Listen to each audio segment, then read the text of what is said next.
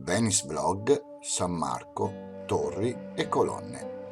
Le colonne di piazza San Marco a Venezia sono due alti affusti in marmo e granito, poste all'ingresso dell'area marciana verso il molo e il bacino di San Marco.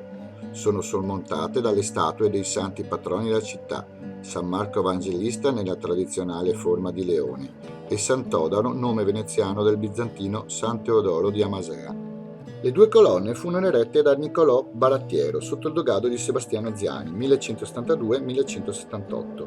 Trasportate dall'Oriente come bottino di guerra, dovevano essere originariamente tre, ma il terzo affusto venne perduto assieme alla nave che lo trasportava durante lo sbarco.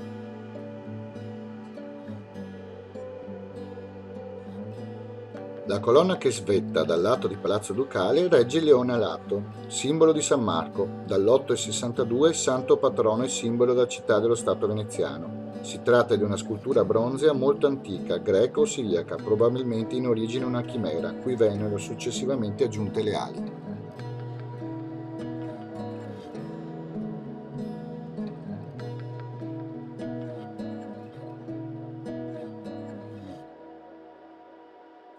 Dal lato della biblioteca è invece quella di San Teodoro, santo bizantino e guerriero, primo protettore della città, raffigurato in marmo nell'atto di uccidere un drago. Sotto le colonne, in epoca medievale e rinascimentale, erano poste delle botteghe in legno. Tuttavia, già dalla metà del XVIII secolo, lo spazio tra le due steli venne destinato al luogo delle esecuzioni capitali, tanto che tuttora tra la popolazione locale persiste l'uso superstizioso di non attraversare lo spiazzo tra le colonne. Se dalle colonne vi portate nei portici del Palazzo Ducale sul lato che guarda il molo, vicino alla porta del frumento si trova un graffito di una nave.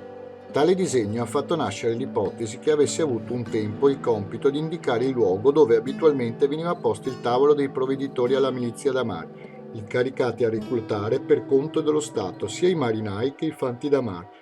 Se tornate verso San Marco e guardate nel colonnato della facciata del Palazzo Ducale che guarda verso la piazzetta, potrete notare due colonne rosse. Diverse sono le ipotesi esistenti sulla curiosità delle colonne.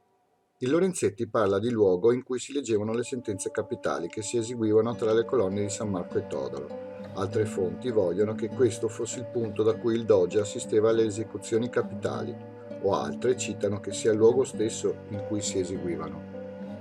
Per ultima è disponibile anche una spiegazione artistica. Le due colonne altro non sarebbero che il sito da dove anticamente partiva una scala che scendeva in piazza, ciò prima dei restauri della facciata eseguiti ad opera dell'architetto Filippo Calendario. Se date un'occhiata nell'angolo sud-ovest della baluastra della loggia della basilica potrete notare la testa del povero Fornaretto.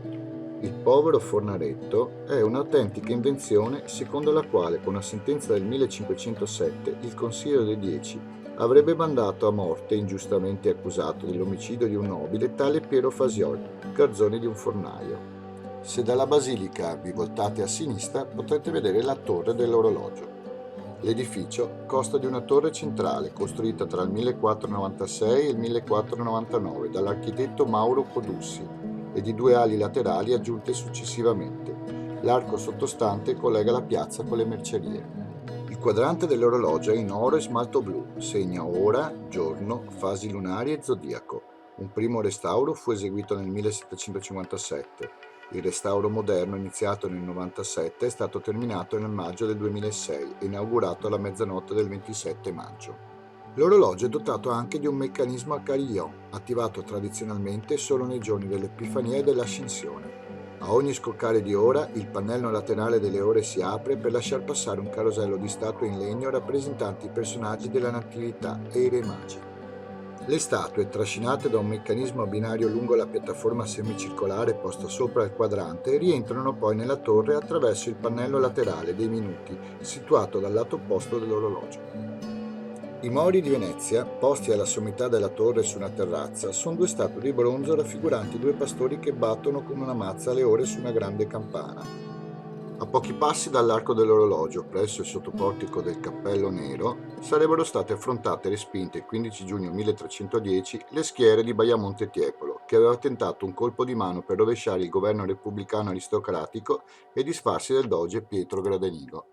La tradizione racconta che questa vittoria sui congiurati avrebbe contribuito una popolana Giustina Rossi, che, affacciatasi alla finestra per curiosare, avrebbe rovesciato per caso il mortaio sulla testa dell'alfiere che cavalcava accanto a Baiamonte Tiepolo, così che le sue schiere, vedendo caduto il vessillo, si sarebbero date alla fuga. A ricordare questo episodio, sopra l'arco fu posto un rilievo marmoreo, la vecchia del morter, e fu infissa nel pavimento una pietra con la data. Iscriviti! Iscriviti! Iscriviti!